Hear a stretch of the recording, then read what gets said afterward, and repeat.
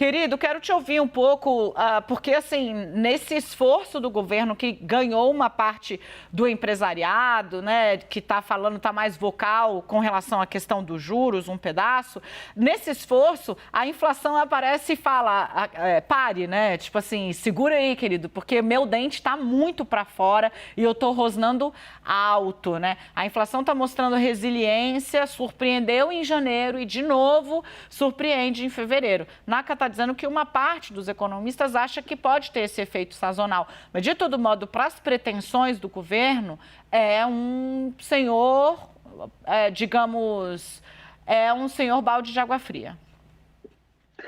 Na verdade, o que os números estão nos dizendo, vamos com calma, né?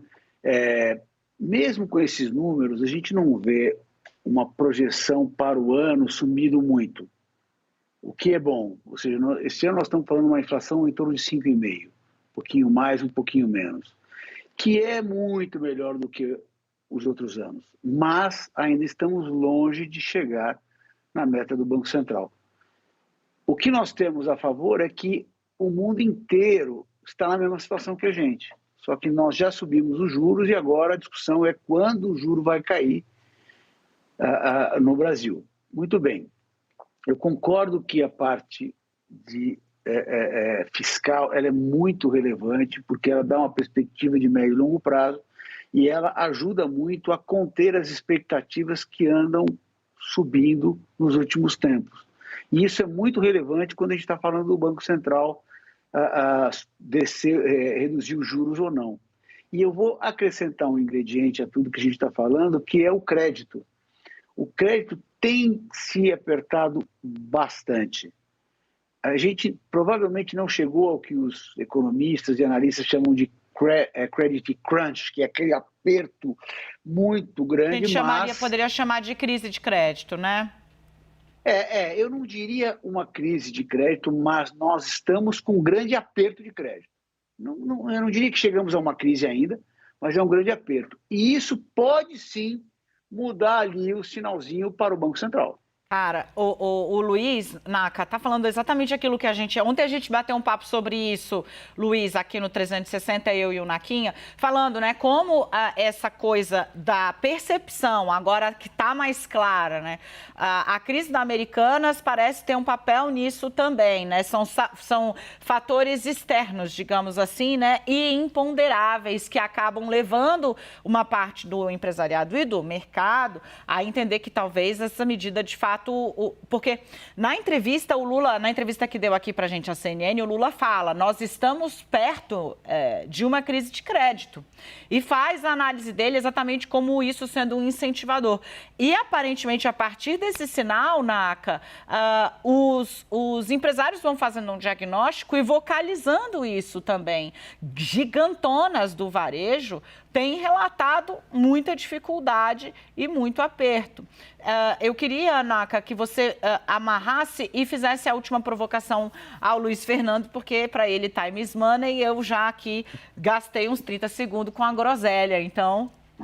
Esse cenário do mercado de crédito, Dani, realmente assim, você ouve todo dia agora, por esses dias, alguma observação, algum alerta sobre isso.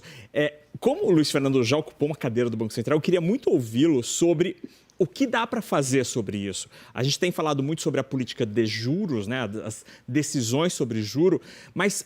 Antes disso, ou em paralelo a isso, Figueiredo, dá para o Banco Central tomar algum tipo de medida prudencial, por exemplo, liberação de recursos para os bancos? Isso ajudaria a tentar aliviar essa situação? Eu acho que sim, e talvez seja o caso, tá? Eu acho que tem primeiro que, do ponto de vista dos bancos, tudo que eles não querem é uma crise de crédito. Então, num momento como esse, eles já aprenderam a operar melhor isso, flexibilizar muitas vezes, para que ele não tenha uma crise de crédito diante dele. Então, os bancos, nesse sentido, já começaram a se mexer. Número 2, o Banco Central, né, o Brasil tem um volume de compulsório, que é aquele dinheiro que os bancos deixam com uma garantia dentro do Banco Central, que é muito grande.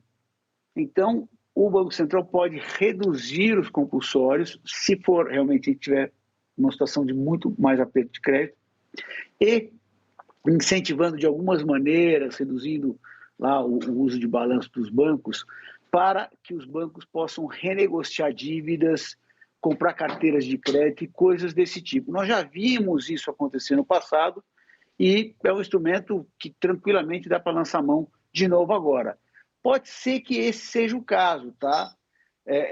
Até talvez antes de flexibilizar a própria política monetária, porque ela não explica tudo, né? Ela explica uma parte desse processo e, assim, não adianta, se eu estou assim, quase afogado, assim, morrendo, se você reduzir o meu custo do crédito, não vai adiantar muito. Eu preciso, às vezes, de dinheiro, eu preciso rolar a minha dívida.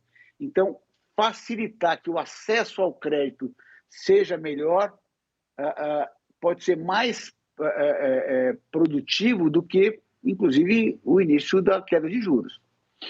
Gente, tá aí, receituário conhecido, isso também o Lula acabou falando, né? Ele disse, olha, a política de juros é uma das formas de você atuar contra a inflação. Existem outras. Pensa numa hidrelétrica que você vai abrindo e fechando ali as comportas. Os juros é um desses mecanismos. Ele está querendo ampliar aí o receituário do BC. A ver o que vem pela frente. Querido Luiz, obrigada, muito bom trabalho e ótima sexta-feira para você, aqui trazendo seriedade ao nosso CNN 360. Até mais, querido. Um abração, tudo de bom.